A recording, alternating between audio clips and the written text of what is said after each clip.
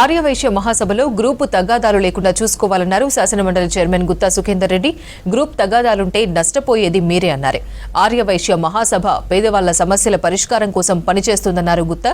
ఐక్యంగా ఉంటేనే ఆర్యవైశ్యుల అభివృద్ధి సాధ్యమన్నారు మాజీ మంత్రి టీజీ వెంకటేష్. రంగారెడ్డి జిల్లా ఎల్బీనగర్ పరిధిలోని హస్తినాపురంలో ఆర్యవైశ్య మహాసభ ప్రమాణ స్వీకార మహోత్సవం జరిగింది. ముఖ్య అతిథిగా మంత్రి వివేక్ వెంకటస్వామి హాజరయ్యారు. ఆర్యవైశ్య మహాసభ రాష్ట్ర అధ్యక్షులుగా అమరవాది లక్ష్మీనారాయణ ప్రమాణ స్వీకారం చేశారు.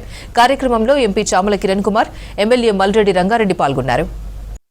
ప్రజాప్రతినిధులుగా ఎన్నిక కాబడడం అనేటువంటిది అవసరం. మన సమస్యలతో పాటు ప్రజలకు సేవ చేసేటువంటి అవకాశం వస్తుంది.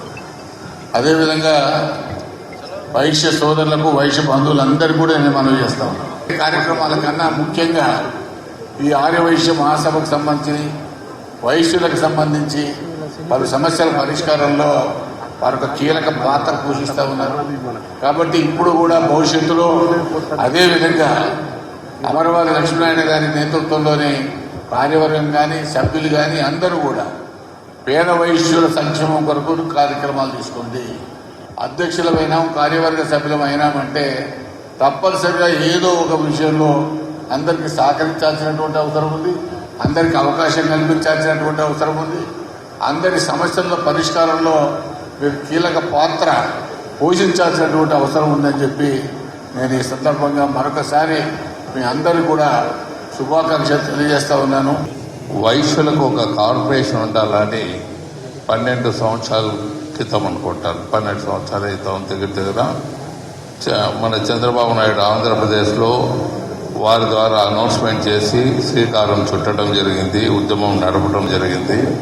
అలాగే తెలంగాణలో కూడా అదే వైశ్య కార్పొరేషన్ రావడానికి, మహారాష్ట్రలో రావడానికి, కర్ణాటకలో రావడానికి కారణభూతులైనాము.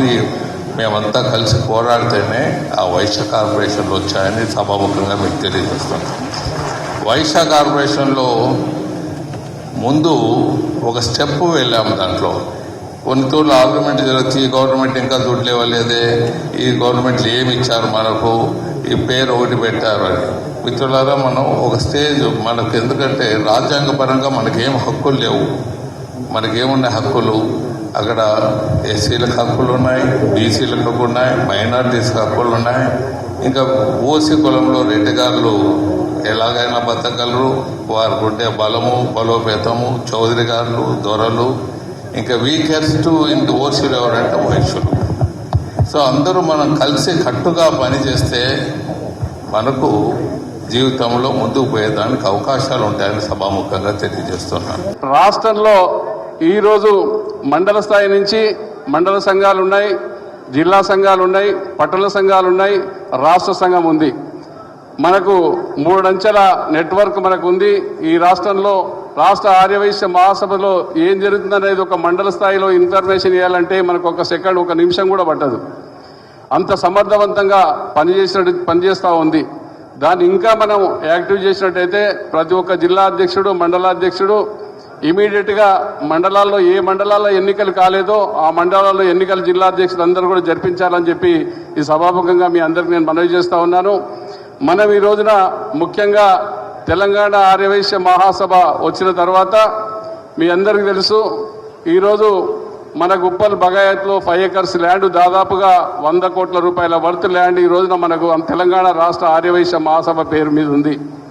అది ఏ విధంగా డెవలప్ చేసుకోవాలి, మరి దానికి ఒక కమిటీ అపాయింట్ చేసుకొని ఆ కమిటీ ద్వారా దాంట్లో మన ఆర్యవైశ్య బీద వాళ్లకు ఉపయోగపడే విధంగా దాంట్లో డెవలప్ చేసుకోవడానికి మీ అందరికీ కూడా అవకాశం తీసుకొని అందరి సలహాలు సూచనలు తీసుకొని అందరి సహకారం తీసుకొని దాన్ని ముందుకెళ్తామని చెప్పి మీ అందరికీ నేను మనవి చేస్తా ఉన్నాను.